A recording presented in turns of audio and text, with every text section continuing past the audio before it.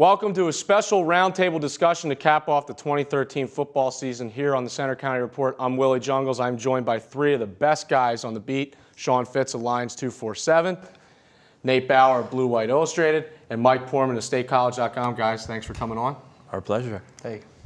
The best three? Yeah, not appropriate. Three of the best. Qualified. I guess the first question, I'll direct it to Mike. You guys jump in. The difference between a 7-5 season compared to a 6-6 season in your eyes?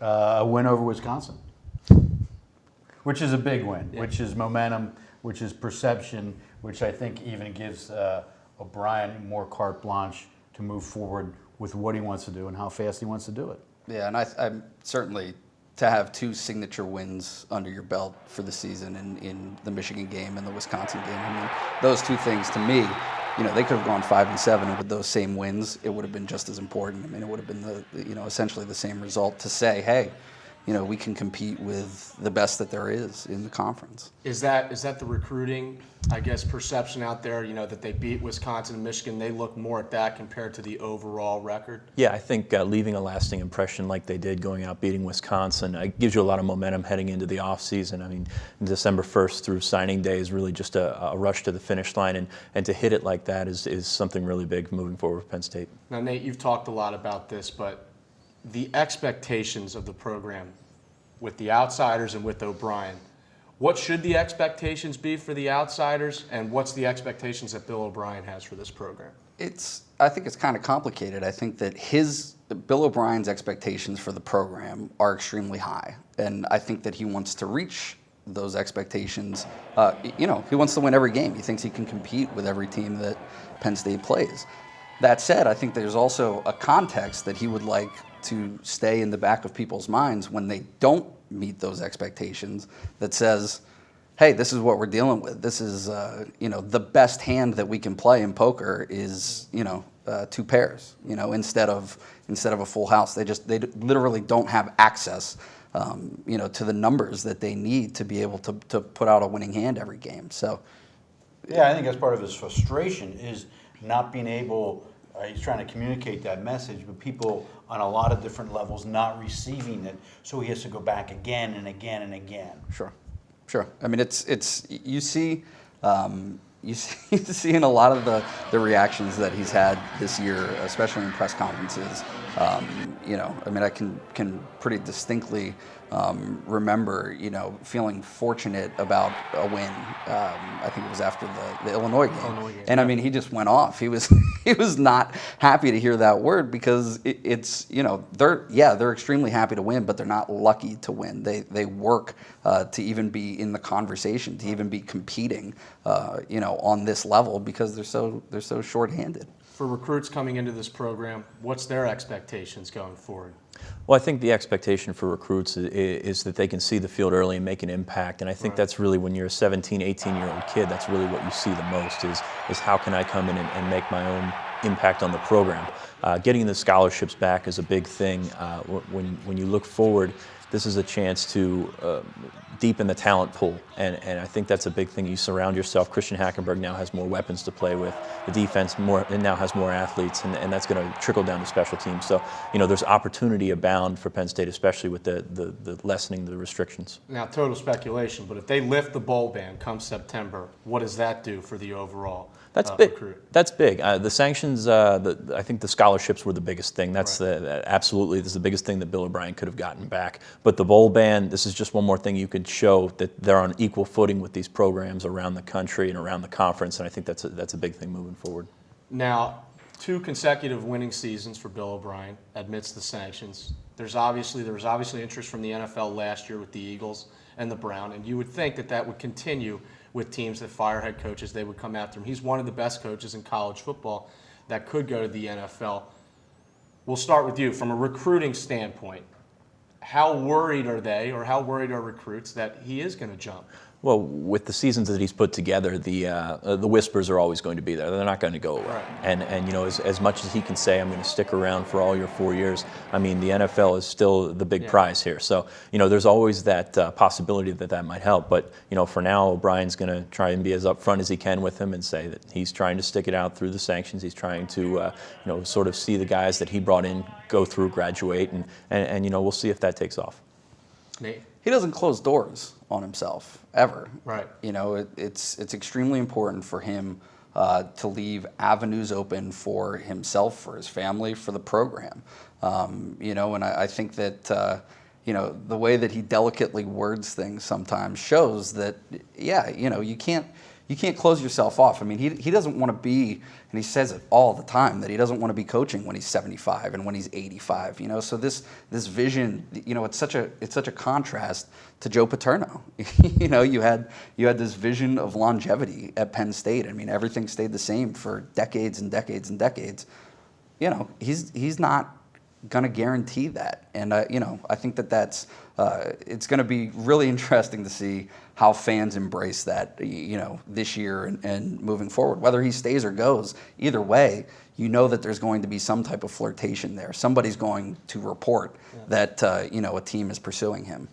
He's an ideal guy when you have openings, the Giants, maybe the Jets, probably not the Steelers, but a certain type of coach, he fits that mold. And I think you guys are right. That's never going to go away. And he's not an absolutist. He never says this person's going to do this, we're going to do that, this is the way it is. He knows every word is going to be parsed. And he has not put himself in those situations. And I think he's learned that he's not going to. He'll just go balls to the wall today. Yeah. And then we'll see what tomorrow brings. He never says never. That's right. Like we do. Certainly. And this is major college football. This happens everywhere, and I think that's something that Penn State fans need to grasp. Is you're not going to have a coach here for 40 years, and you know, it goes along with assistants as well. Right. You wrote this in your article at the end of the year about the fact that Penn State does not have a president in place, and a new president that could come in could bring in a new athletic director. Where does all that factor into this equation? Well, I think there was a certain period of time where O'Brien sat back and waited, and now that we continue to wait. So I think even with his moves this week, he's saying, I'm not waiting anymore. I'm going full speed ahead. If they got a president here sometime, great. If they hire a different athletic director, great. But this is who I am. This is what I'm going to do. Right now, it could be in a year from now, he's the longest tenured guy among everybody. Right. Incredible as it sounds. Yeah, I think a lot of people saw, you know, some of the coaching staff changes that happened this week as a signifier that, you know, he had a long-term plan in place, and that you know, this means, okay, he's definitely sticking around. I think what it actually is that Bill O'Brien is a guy who has multiple plans all working at once, and you know, for his own goals, for the goals for the program, you know, he's going at them. He's going to attack them because he doesn't sit around. He's certainly not a guy that sits on his hands. You know, when he wants to make moves, he does it. Right. He does it, and you know, to relatively good success at this point. Yeah, I think his NFL plan is, I'm going to do the best I can. They know who I am. The better I do, they're going to come get me. I think that's his plan because he has, you know, he had a sanction plan, and now it's a post-sanction plan, and then it's a championship plan. And then among all this, and I think we all know this, one of his biggest plans was retooling the entire football program. Yeah. That had nothing to do with the sanctions. That was the underpinning of the whole big plan. And no matter what, he's going to pour all of himself into those plans. Now, Ron Vanderlyn it was said that he's moving on to other endeavors along with Charlie Fisher. We'll start with you, Fitz. From the common outsider, Ron Vanderlyn is regarded as a good recruiter and has recruited a lot of people and has been a really good linebacker coach here at Penn State. Navarro Bowman in the NFL, Sean Lee, the list goes on and on. From recruits, what was the reaction for them that he was let go? Really not a lot, to be honest with you. I mean, Ron, you know, a good recruiter through the years, recruiting Philadelphia, South Jersey, Delaware as well. Had a lot of success in those areas, very pro-Penn State areas. So I think that's, when you're looking as a recruit, he's a guy that maybe had a little easier ship than some of the other guys. But, give credit where credit's due. He's landed some talent over the years. Now, the way Penn State has approached things, they're putting multiple coaches on at a time. It's no longer just the regional guy sticks with his own recruits. Now you talk positions, you talk, Bill O'Brien getting involved as the head coach. So it's much more of, I think, a team effort now that you see, and I think that's probably going to soften the blow for a guy like Ron Vanderlinden leaving. Nate, your reaction to Ron Vanderlinden moving on? I think that this is going to sound like I'm putting it delicately, but changes within this program aren't necessarily a condemnation of that specific coach or a player or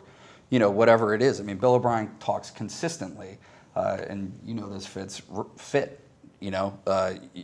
Whether or not a player fits in recruiting to this program. And you've said that extends to the coaching staff and Absolutely. the personnel all around. Absolutely. I mean, it applies to secretaries. At the front desk, absolutely. I mean, it really does. It is the entire operation. If you are not on board with this kind of streamlined idea, it's not to say that you don't want some type of healthy debate within your program. That you want some kind of back and forth between certainly John Butler and Bill O'Brien. They talk about it all the time, how they argue with each other. But at the same time, you don't want entirely different defensive philosophies, kind of competing with each other when the head coach wants one defensive philosophy. He wants to go in a certain direction, and clearly Ron Vanderlinden and Charlie Fisher did not fit into that system.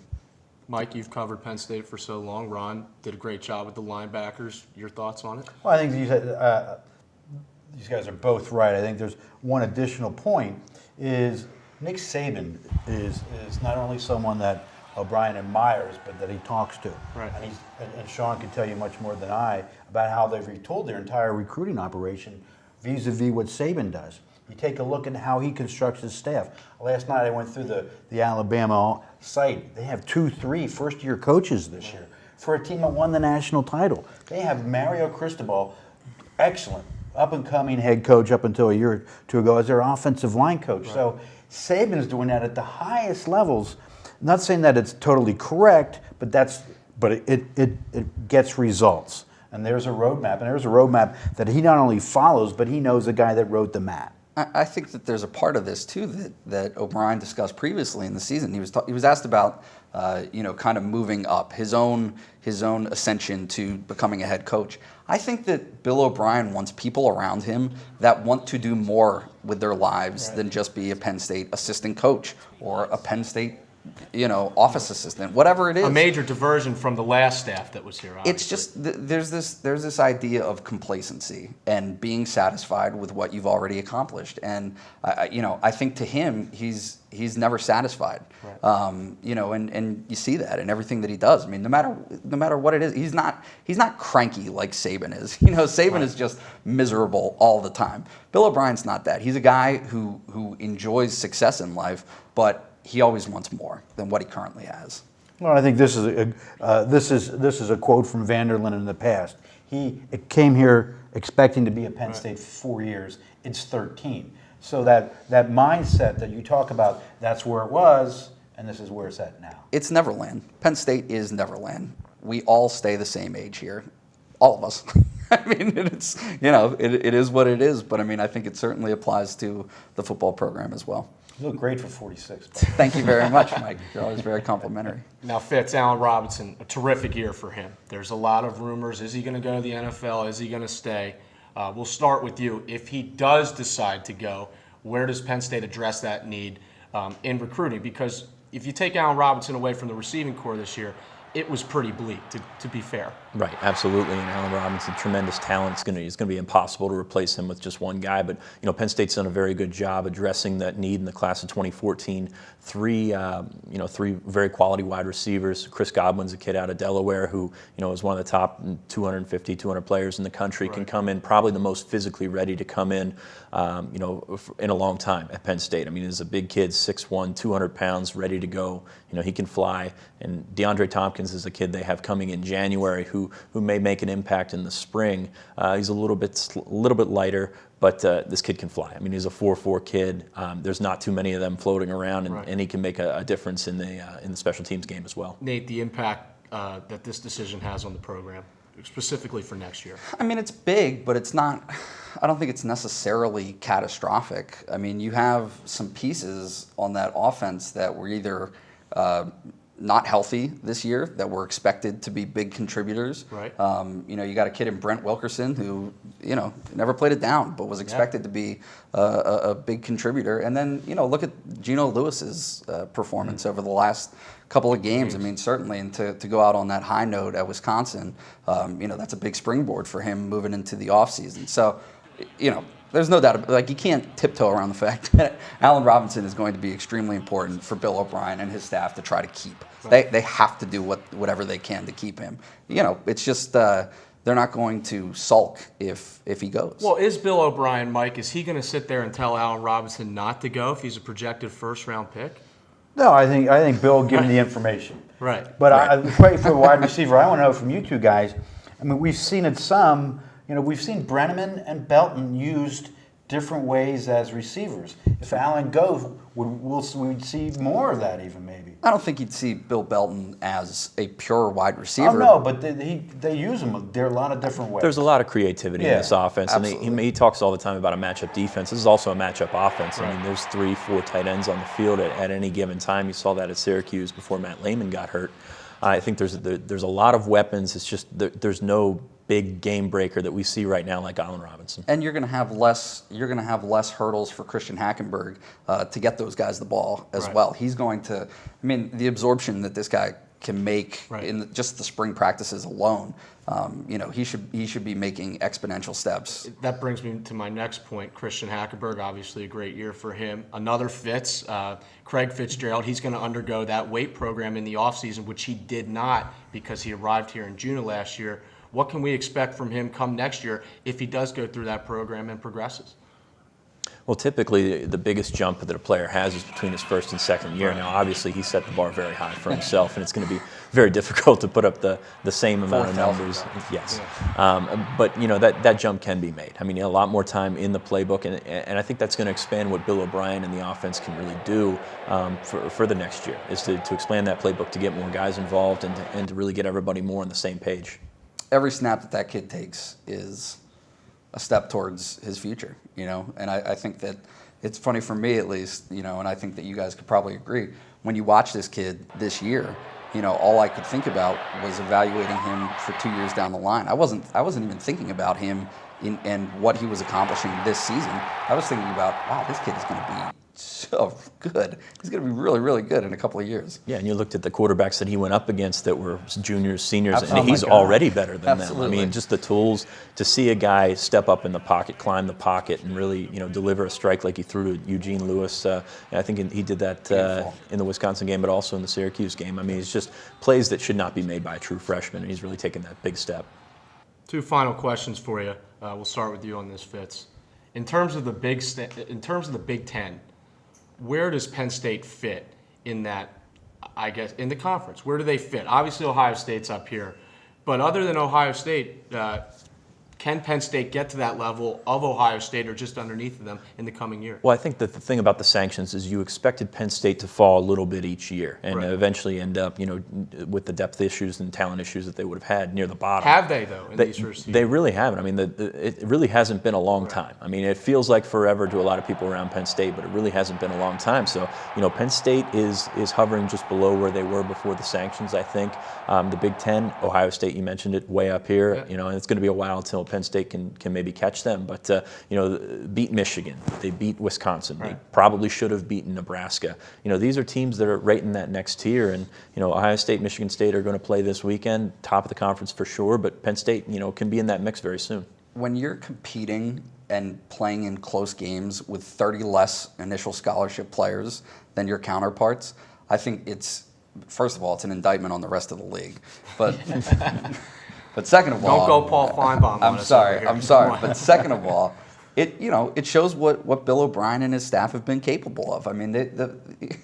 smoke and mirrors is an understatement, for some of the things that Well, they've you been kind of able heard to. that after the Indiana game. I mean, he brought that up. I've never heard him bring the sanctions up like that before. And that was a moment of weakness for Right, him. right. He didn't mean to do that. Right. He doesn't want people to think that he's making excuses for coming up short. He thinks that with 30 less people, he can still beat a lot of these programs in the Big Ten. It's just a matter of actually doing it now. And I think that as the scholarship numbers come back up and they get the players that they want on the recruiting trail, that's going to change what the level of expectation he has for the perception of the program. He's going to expect fans to expect them to win those games. And you mentioned poker earlier. You can beat a better set of cards by bluffing them out of the hand. Absolutely. And I think Bill O'Brien has done that a lot this year, last year as well. And I think if you play at the right time, you choose your spots, play at the right time, you can be right there. Final, Yeah. Go ahead. He's smart. Yeah. Yeah, I think the a quick addition is that these two hires, we don't know who they're going to be, but I think there's a commonality among them. They're both going to let Bill O'Brien be more of a coach, more of an offensive coordinator, more of a head coach, more of football-oriented things. I think they will advance him more in that direction. Yeah, I think when you look at Charlie Fisher, the quarterback's coach, is there space on this roster or this coaching staff for a quarterback's coach? Because Bill O'Brien is the guy that coaches the quarterbacks. Right. I mean, no disrespect intended for Coach Fisher. Bill O'Brien's the guy that recruits the quarterbacks, he coaches the quarterbacks. And that's, Can Bill coach the quarterback, be offensive coordinator, and be head coach? You have to also remember, and I think that this is important. When Bill O'Brien was bringing in and assembling this coaching staff, it was under the worst conditions. He didn't have a lot of time. They were in the thick of the recruiting season. I mean, He was on a Super Bowl run. absolutely. Yeah. He had to assemble a staff very, very quickly. I think that he's built up the cachet. To kind of pick and choose who he wants now, exactly, for his needs, whatever they are. and they know what they're getting into now. Absolutely. Final question for you. We'll start with Mike. Come the blue-white game in April, how many more changes do we see to the overall program that Bill O'Brien is the chief of right now? You take the number of changes to this point and you square it or cube it. It's not going to stop. And from our perspective, I think that it's so much fun. It's so interesting. It's fascinating. It's something we haven't seen, and he's a smart guy. He's succeeding, and so it's entertaining to write about, to talk about. As amazing as it was in a lot of ways in Paterno's run, this is different in every other single way. And I So think a lot of changes. what's important to remember too is that we don't know half of them. Right. The things that are going on there. You're made aware of them months after they've taken place, and I mean, I think that it's a treasure hunt of sorts. Trying to figure it all out. Sean, how excited should fans be come signing day? I mean, how pumped up should they be for what awaits them then? Well, when they got the scholarships back from the sanctions, I think that was a big step forward for this class. Maybe won't show up on paper like it will the 2015 class, which is really, I think, the one to be excited about the most. But 2014, Penn State has an opportunity to close strong. It was a little late to identify those targets, a little late to start going after new guys. But if you can close on a guy like a 5-star Thomas Holly, defensive tackle out of Brooklyn, who's very high on Penn State, and you can surround him with other key playmakers, I think that's going to pay off moving forward because perception is a lot in recruiting. And to bring in these big guys, you can argue all day about the recruiting rankings and how subjective they are, but kids read them and kids want to jump on board with the similar and their peers. Well, obviously a lot of changes are going to be undergone here at Penn State within the football program. We have signing day coming up, the blue-white game, and then Penn State kicks off their season in Ireland against Central Florida. A special thanks to my three guests here, Sean Fitz of Lions247.com, Nate Bauer of Blue White Illustrated, and Mike Poorman of StateCollege.com. Make sure you read their stuff. Again, three of the best guys on the beat. Thanks, guys. I don't know if that's true. Appreciate it. Make sure you tune in to more, psucommedia.com, Center County Report. Thanks a lot and have a good night.